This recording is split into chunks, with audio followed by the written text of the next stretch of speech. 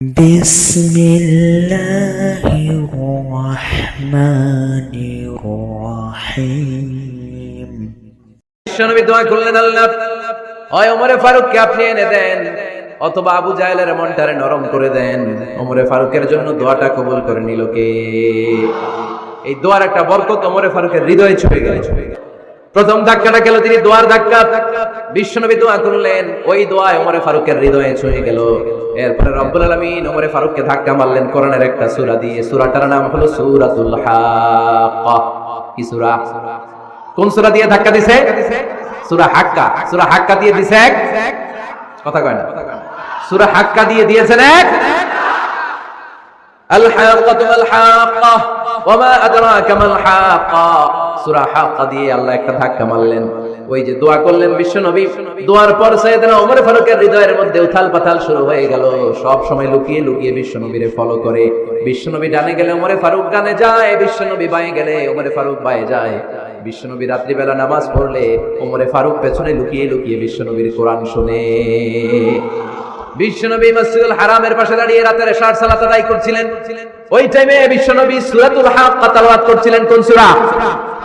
সূরাতুল হাক্কা বিশ্বনবী তেলাওয়াত করেছেন। ওমরে ফারুক মন্ত্রমুগ্ধ হয়ে বিশ্বনবীর কণ্ঠের তেলাওয়াত শুনে। বিশ্বনবীর তেলাওয়াতের কণ্ঠ আমাদের কণ্ঠের মতো নাকি? বিশ্বনবীর কণ্ঠ কারি বাসাদের কণ্ঠের মতো? আহমদ বিন ইউসুফের কণ্ঠের মতো? আমার নবীর কণ্ঠের সুরের ঝংকারের সাথে পৃথিবীর কোন কারি সাহেবের তুলনা চলবে? কত মধুর, কত সুন্দর, কত অসাধারণ তেলাওয়াত করতেন আমার বিশ্বনবী। একবার তেলাওয়াত শুনে পাগল না হয়ে কেউ থাকতে পারত না। বিশ্বনবী ওমরে ফারুককে দেখেন নাই। ওমরে ফারুক লুকিয়ে লুকিয়ে বিশ্বনবীরে ফলো করে। বিশ্বনবী এশার সালাতে সূরা হাক্কা তেলাওয়াত করতে আরম্ভ করলেন। তেলাওয়াত করতে করতে করতে করতে বিশ্বনবী সামনের দিকে যেতে লাগলেন। বিশ্বনবীর চমৎকার কণ্ঠের তেলাওয়াত শুনে ওমরে ফারুক মুগ্ধ হতে লাগলো। ওমরে ফারুক অবাক, কিরে এত সুন্দর শব্দের গাঁথুনি, এত সুন্দর বাক্য, এত সুন্দর অন্তমিল, এত সুন্দর কথা, এটা কবিতার মতো লাগে। মনে হয় মুহাম্মদ কবি হয়ে গেছে। কি হয়ে গেছে? সবাই বলেন, মনে হয় মুহাম্মদ কবি হয়ে গেছে। কাব্য প্রতিভা দিয়ে নিজেই কবিতা বানাইছে। ওমরে ফারুক যখন মনে মনে ভাবলেন এগুলো মনে হয় মুহাম্মদ কবিতা পড়ে, মুহাম্মদ মনে হয় কবি হয়ে গিয়েছে। ইন দা মিন টাইম বিশ্বনবী তেলাওয়াত করছিলেন সূরা হাক্কা থেকে, ওয়ামা হুয়া বিকাউলি শাইরিন কলিলাম মা তুমিনুন। এই আয়াতের অর্থ হলো এটা কোনো কবির বানানো কবিতা নয়, তোমরা অল্প সংখ্যক লোকই এই কোরআনের উপরে ঈমান আনো। সুবহানাল্লাহ পড়ে। বিশ্বনবী ওমরে ফারুককে দেখছে নাকি? কথা কয় না। দেখেছে না? বিশ্বনবীর মতো তেলাওয়াত করে যাচ্ছে। ওমর ফারুক যখন মনে করলেন, কি রে এই কথাগুলো এত সুন্দর, এটা মনে হয় কবিতা। ইন দ্য মিন টাইম বিশ্বনবী যে আয়াতটা তেলাওয়াত করছিলেন, কোইন্সিডেন্টলি দৈবাত মিলে গিয়েছে। ওই আয়াতের অর্থ ছিল এটা কোনো কবির বানানো কবিতা না, খুব অল্প সংখ্যকই তোমরা ঈমান আনো। এবার তো ওমর ফারুক আটকে ওঠেন। ঘটনা কি? আমি মনে মনে ভাবলাম মুহাম্মদ কবি, আর যেটা পড়তেছে এটা কবিতা, কিন্তু মুহাম্মদ আমার দেখেও নাই, কিন্তু বলতেছে এটা কবির বানানো কবিতা না। তাহলে মুহাম্মদ মনে হয় গণক হয়ে গেছে। কার মনে কি চলে না দেখেই বলতে পারে। নাউজুবিল্লাহ পড়বেন না? ওমর ফারুক এবার মনে মনে ভাবে মুহাম্মদ তাহলে কবি না, আগেরটা ভুল ধারণা আমি করেছি। মুহাম্মদ কবি নয়, মুহাম্মদ হলো গণক। আওয়াজ করে পড়েন না আউযুবিল্লাহ। মুহাম্মদ মানুষের মনে কি চলে গণনা করে সব টের পেয়ে যায়, সব বুঝতে পারে। বিশ্বনবী তখন যে আয়াতটা তেলাওয়াত করছিলেন সেটা হলো ওয়ালা বিকাউলি কাহিনিন কলিলাম মা তাযাক্কারুন। বিশ্বনবী তখন যে আয়াতটা তেলাওয়াত করছিলেন, এই আয়াতের অর্থ হলো এটা কোনো গণকের বানানো কথা নয়, খুব অল্প সংখ্যক লোকই তোমরা উপদেশ গ্রহণ করো। বিশ্বনবী ওমর ফারুককে দেখে? কথা কয় না। দেখে না, কিন্তু মিলে যাচ্ছে। ওই আয়াতের পরের আয়াতটা ছিল এটা গণকের বানানো কোনো গণনা নয়, খুব অল্প সংখ্যকই তোমরা ঈমান আনো। এবার তো ওমর ফারুক বেহুশ। হায় হায়, প্রথমে ভাবলাম কবিতা, সে পড়ে যাচ্ছে না কবির বানানো কবিতা না। এরপর মনে মনে ভাবলাম মনে হয় গণক, সে বলে না এটা গণকের বানানো গণনা নয়। তাহলে এটা কি? এটা কি? কি এটা? কি পড়ে মুহাম্মদ, যার কণ্ঠের তেলাওয়াত শুনলে মানুষ পাগল হয়ে যায়। বিশ্বনবী তখন পড়তে আরম্ভ করলেন, তানজিলুম মির রাব্বিল আলামিন। এর মানে হলো এটা কবিতা না, এটা গণকের বানানো গণনা না, মানুষের বানানো কিচ্ছু না, এটা গোটা বিশ্বের রব আল্লাহ পাকের বাণী। সুবহানাল্লাহ পড়ে। এই দুই নাম্বার ডোজ করলো। প্রথম ডোজ পড়ছে দোয়ার ডোজ। প্রথম ডোজ কিসের? দোয়া। দুই নাম্বার সূরা হাক্কা দিয়ে আল্লাহ দিলেন এক ধাক্কা। এই সূরা হাক্কার ওই ঘটনার পর ওমর ফারুক তো পাগল পাগল পাড়া কি ঘটে গেল আমার সাথে ওই দিন, আমি মনে মনে যা ভাবি সব মোহাম্মদ বুঝে। আল্লাহ 2 নাম্বার ডোজ দিলেন সূরা হাক্কা দিয়ে, এক ধাক্কা, সুবহানাল্লাহ পড়েন। এরপরে ওমর ফারুক প্রায় বিশ্বনবীর কথা ভাবেন, বিশ্বনবী কোথায় যান লুকিয়ে লুকিয়ে দেখেন। এবার রব্বুল আলামিন ভাবলেন এবার সূরা তাহা দিয়ে আমি 3 নাম্বার ডোজ দিয়ে দিব, পড়েন সুবহানাল্লাহ। এবার 3 নাম্বার ডোজ পাবেন, কিন্তু শয়তান ওয়াসওয়াসা দিচ্ছে, ওমর ফারুক যাও, মক্কায় ঘোষণা হয়েছে মুহাম্মদের কল্লা এনে দিতে পারলে এত এত স্বর্ণ মুদ্রা। শয়তানের ওয়াসওয়াসায় আবার ভুল পথে হাঁটতে লাগলেন সাইয়েদনা ওমর, নাঙ্গা তরবার নিয়ে বিশ্বনবীর মাথা কাটার জন্য বের হয়ে গেলেন। বনু জাহারা গোত্রের একটা লোক বলে, ওমর তুমি কোথায় যাও? ওমরে ফারুক বলেন, মুহাম্মাদের কল্লা কাটার জন্য যাচ্ছি, পড়েন নাউজুবিল্লাহ। আবু জাহারা গোত্রের লোক বলে, তুমি মুহাম্মাদের কল্লা কাটতে যাও? আরে তোমার বোন ফাতিমা বিনতে খাত্তাব আর তোমার বোনের জামাই সাঈদ, এরা তো দুজন কালিমা পড়ে মুসলমান হয়ে গেছে। আরে মুহাম্মাদের কল্লা পরে কেটে আগে ঘর সামলাও, যে ওমর আগে ঘর সামলাও, পরে তুমি মুহাম্মাদের কল্লা কাটতে যাও। ওমরে ফারুক রেগে গেলেন, রাস্তা ঘুরিয়ে বাড়ির দিকে চলতে আরম্ভ করলেন। রাগে তিনি গড়গড় করছেন। ওমর ফারুকের বোন ফাতিমা বিনতে খাত্তাব, বোনের জামাই সাঈদ, তাদের দুইজনকে খাব্বাব রাদিয়াল্লাহু তাআলা আনহু সূরা তাহা ঘরের ভিতরে তেলাওয়াত করে শোনাচ্ছিল, পড়েন সুবহানাল্লাহ। সূরা তাহা দিয়ে আল্লাহ একটু পরে ধাক্কা মারবে আরেকবার। ওমর ফারুক যখন আসলেন, ওমর ফারুকের আওয়াজ শুনে খাব্বাব রাদিয়াল্লাহু তাআলা আনহু লুকিয়ে গেলেন। ওমর ফারুক দরজার মধ্যে কড়া নাড়লেন। বোন বলে, কে তুমি? সাইয়েদনা ওমর বললেন, আমি ওমর। খুলে দেওয়া হলো। ঘরের ভেতরে ঢুকেই কথা নাই বার্তা নাই, নিজের আপন বোনকে মারতে শুরু করলো ওমর।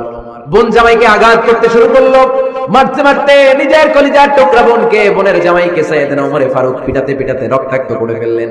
গা দিয়ে ফিনকি বের হয়ে যখন রক্ত বের হয়, সাইয়েদনা ওমর ফারুকের দিলের মধ্যে মায়া তৈরি হয়ে যায়। সাইয়েদনা ওমর ফারুক বললেন, আমার কলিজার টুকরা বোন আর বোন জামাই, তোরা কেন মুহাম্মাদের কথায় পাগল হলি? বুঝলাম না কেন মক্কার লোকগুলো পাগল পড়া হয়ে সব মুহাম্মাদের দলে চলে যায়। কি এমন কথা মুহাম্মদ তোদের শোনায়, কি এমন বাণী তোদের শোনায় যে বাণী শুনে সব তোরা মুহাম্মাদের দলে চলে গেলি? কি আছে মুহাম্মাদের কাছে? কি কি জাদুটা? কি কি জাদু পেলি সেখানে? আমার একটু দেখা। বোন ফাতেমা বলে, না ভাই, ইন্নাকা রিজিস, তুমি নাপাক, লা ইয়ামাসসুহু ইল্লাল মুতাহহারুন, পাক পবিত্র না হয়ে আল্লাহর এই কালামে স্পর্শ করা যায় নাকি? আওয়াজ করে বলেন, স্পর্শ করা যায়। ভাই তুমি গোসল করে আসো, তাহলে তোমার হাতে তুলে দিব, তুমি পড়লেই বুঝতে পারবা কি আছে আল্লাহর এই কোরআনে। সুবহানাল্লাহ। সাইয়েদনা ওমর ফারুক গোসল করে আসলেন। বোন আবার সূরা তাহা চামড়ার মধ্যে সূরাতু তাহার কিছু অংশ লিখে খাব্বাব রাদিয়াল্লাহু তাআলা আনহু লুকিয়েছিলেন, ওনার হাত থেকে সূরা তাহার অংশটা নিয়ে সাইয়েদনা ওমর ফারুকের বোন ওমর ফারুকের হাতে দিয়ে বলল, ভাই তুমি আসার আগে এই অংশটা সবাই মিলে তেলাওয়াত করছিলাম। ওমর ফারুকের হৃদয়টা তখন একেবারে নরম, কারণ আগে ধাক্কা খাইছি কয়টা? জোরে বলতে হবে। প্রথম ধাক্কাটা কিসের? হ্যাঁ, দোয়া। দ্বিতীয়টা হাক্কা, সূরার নাম হাক্কা দিয়ে দিয়েছেন আল্লাহ ধাক্কা। এবার দিবে সূরা তাহার ধাক্কা। ওমর ফারুক হাতে নিলেন, খুব ভালো আরবি জানতেন, চমৎকার আরবির অর্থ বুঝতেন, কারণ আরবি ভাষাভাষী মানুষ। হাতে নিয়ে নজর দেওয়ার পরে ওনার চোখ দিয়ে ধার ধার করে পানি বের হয়ে গেল।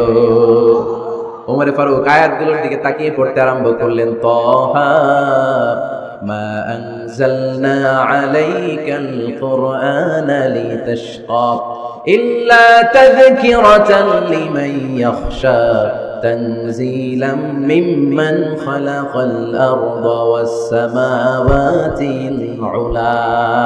পড়েন সুবহানাল্লাহ।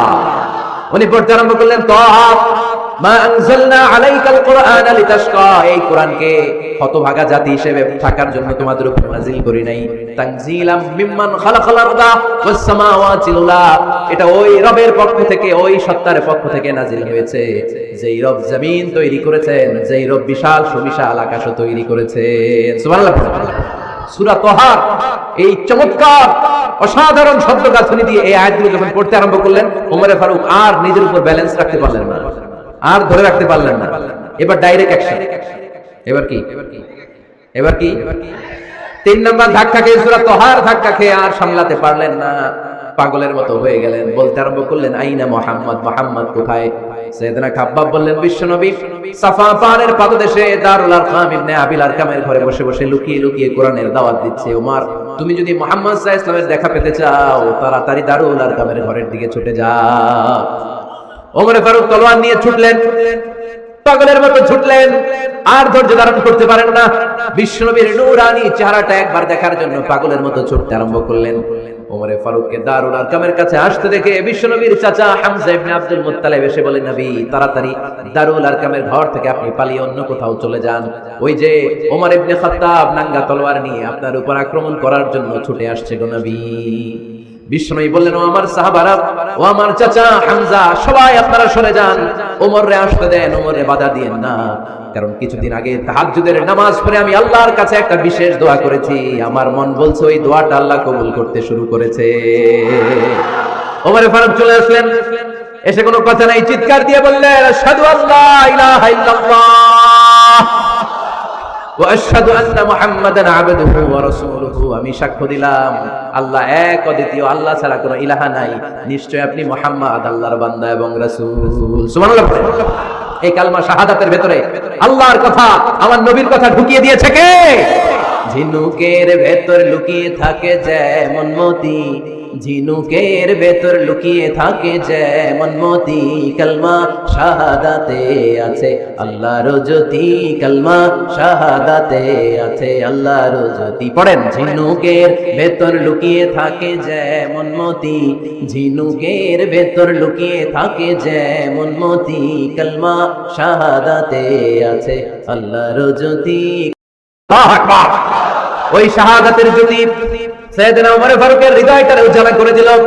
দুনিয়ার সব ভয়কে পেছনে ফেলে এক আল্লাহর ভয়কে অন্তরে ধারণ করে আওয়াজ করে বললেন, আশহাদু আল্লা ইলাহা ইল্লাল্লাহু ওয়াহদাহু লা শারীকা লাহু ওয়া আশহাদু আন্না মুহাম্মাদান আবদুহু ওয়া রাসূলুহু। পড়েন সুবহানাল্লাহ।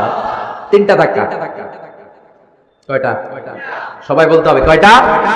প্রথম ধাক্কাটা দোয়া, দ্বিতীয় ধাক্কা হাক্কা, তৃতীয় ধাক্কা সূরা তাহা। তিনটা ধাক্কার মাধ্যমে সাইয়েদনা ওমর ফারুককে মুসলমানদের লিডার বানায় দিল কে?